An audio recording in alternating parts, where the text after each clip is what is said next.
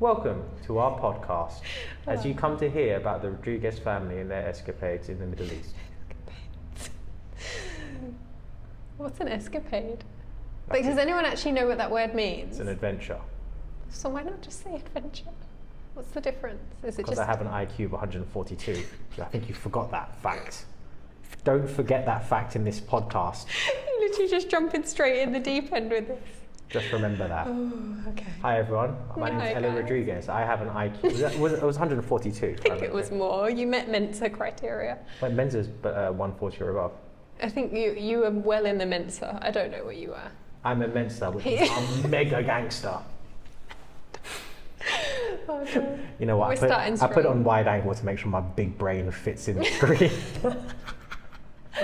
That's lucky. Legit, I do have an IQ of like 142. I'm like a middle Mensa range. He's so humble, for those of you. Don't question what comes out my mouth, accept it as true, and all is good. You remember that too, wife. Next time you're complaining about how I'm leaving things lying around in my strategic locations.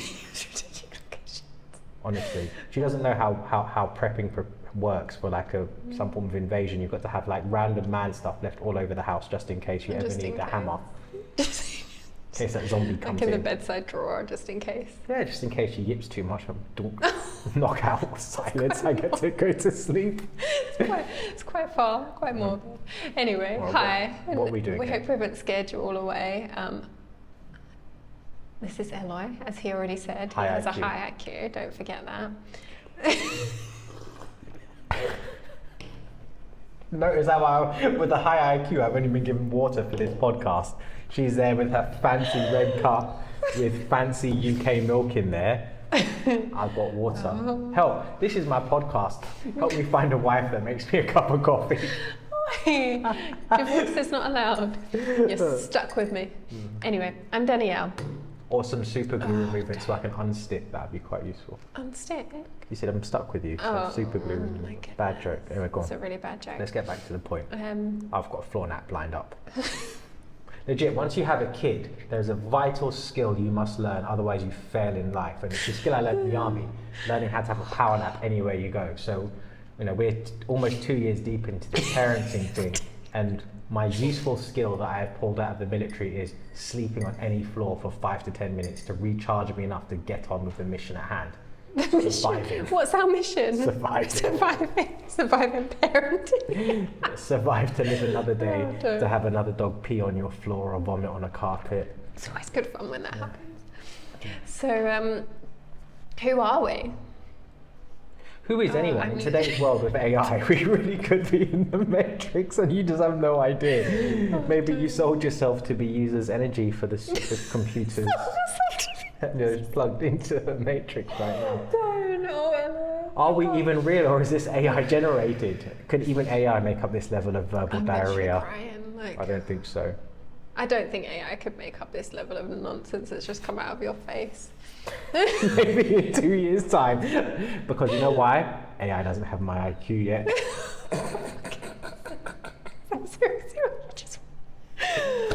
It's not meant to be called AI, it's meant to be called Eloy. Eloy.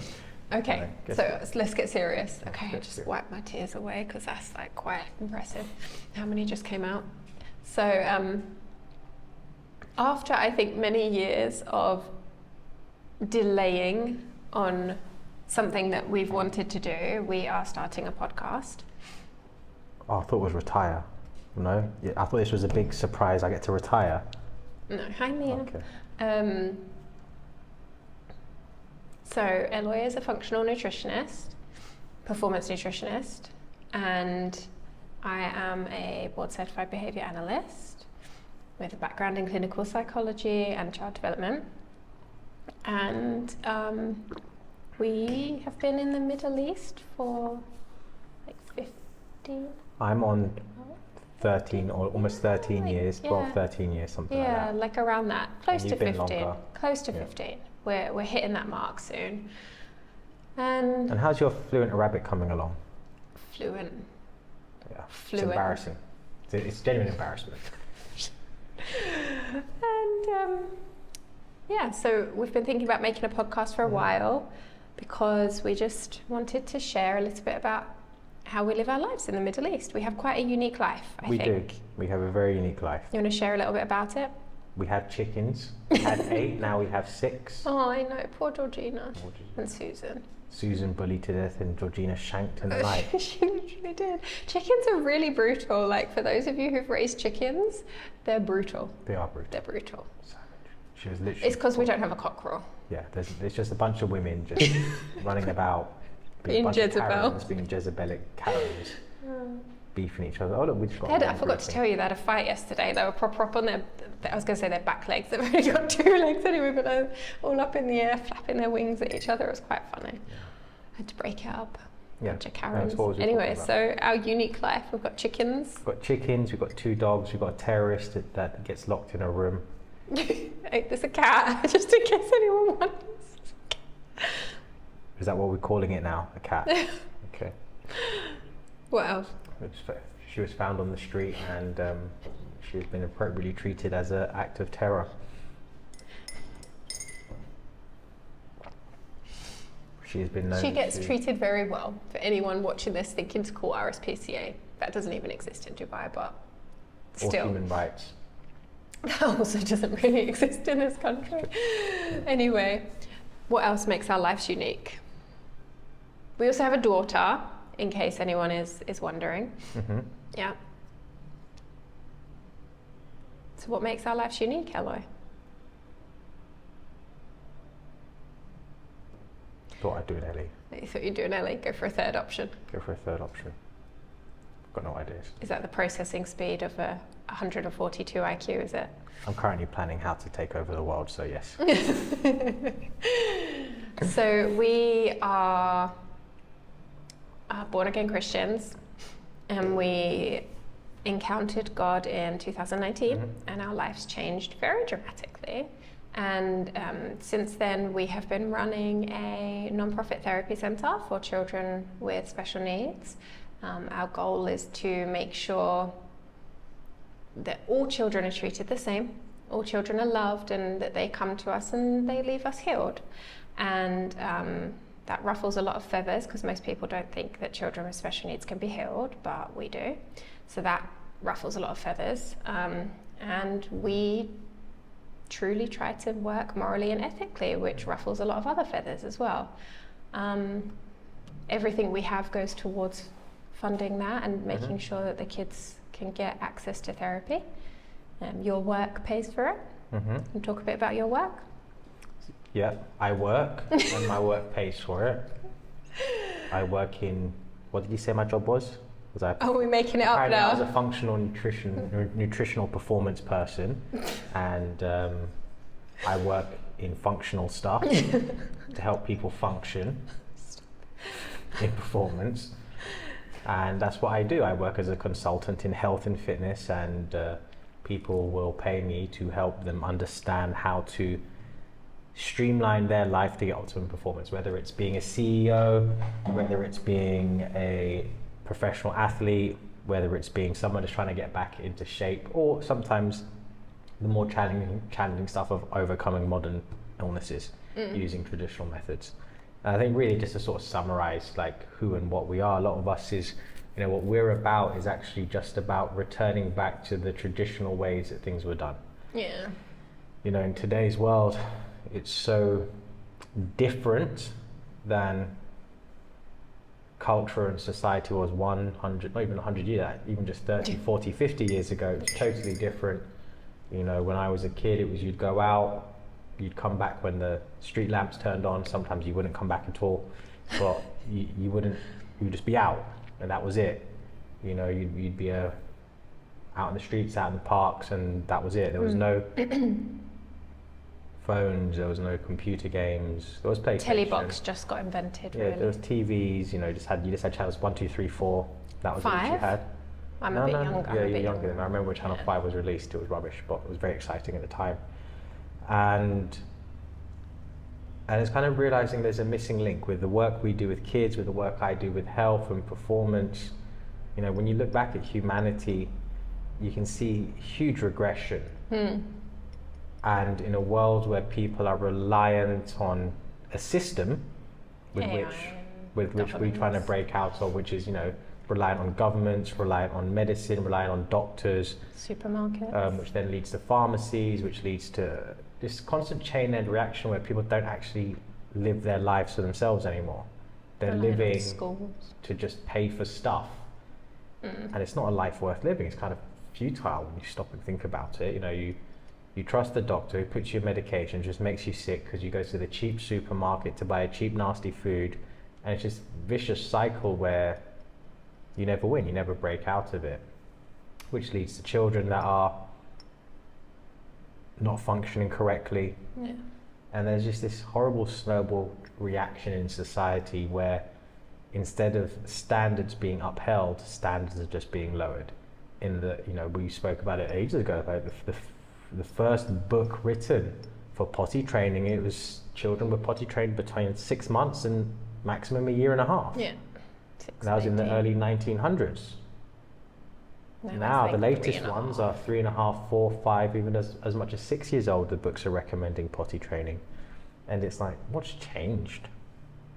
If you could get, you know, you go to third world countries, and if they can get a child to be potty trained by 6 to 9 months, why is it us in the civilized and educated society, we've got punk toddler kids running around at 5 years old with full diapers?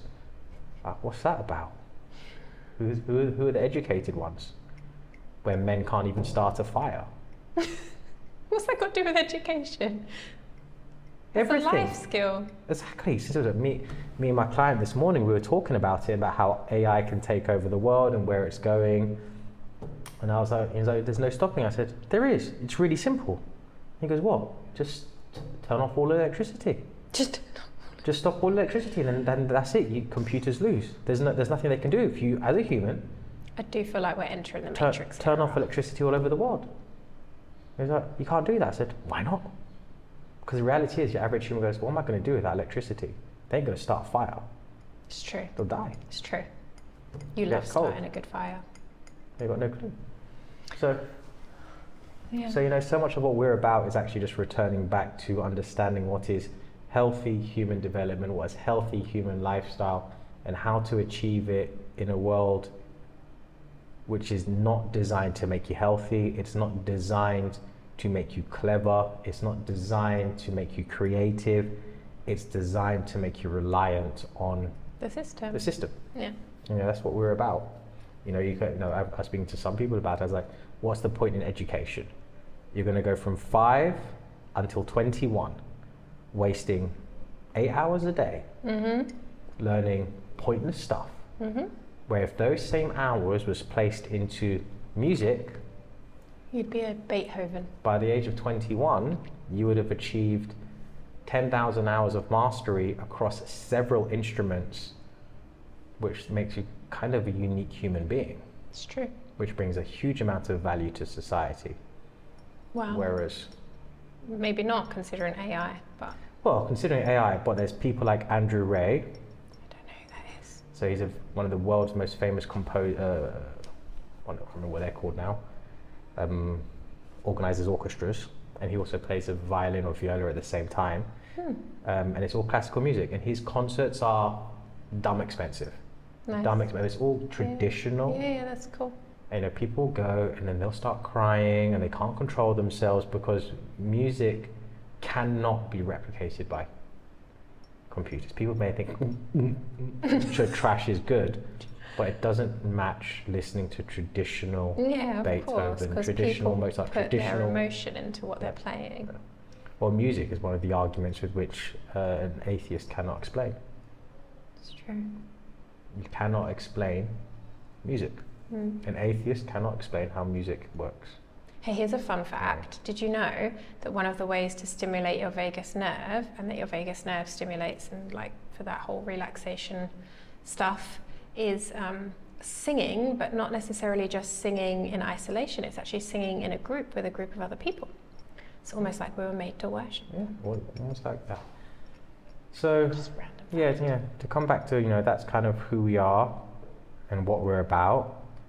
And anything else you want to speak about? No, that's who we are, and I think just one what we'll be sharing and what we'll be focusing on throughout, we'll be looking at things like how the foods that you eat and your children eat can affect their behavior, their learning, their development. How to deal with tantrums, how to deal with childhood development. Yeah. What are true milestones, key milestones you need to learn as a parent, and how to set boundaries in a loving way in your home, and how to truly discipline your children in a loving manner that isn't going to break their spirit.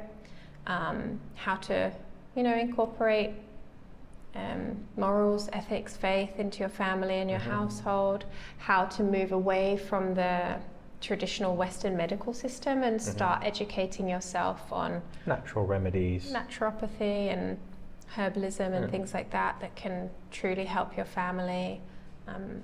Starting to look at, how you could take steps towards homeschooling and what that means, what that looks like, and how to just build a healthy family and a healthy life from all aspects of physical, spiritual, mental. So please do subscribe, share it with your friends and family, and we look forward to going on this journey with you.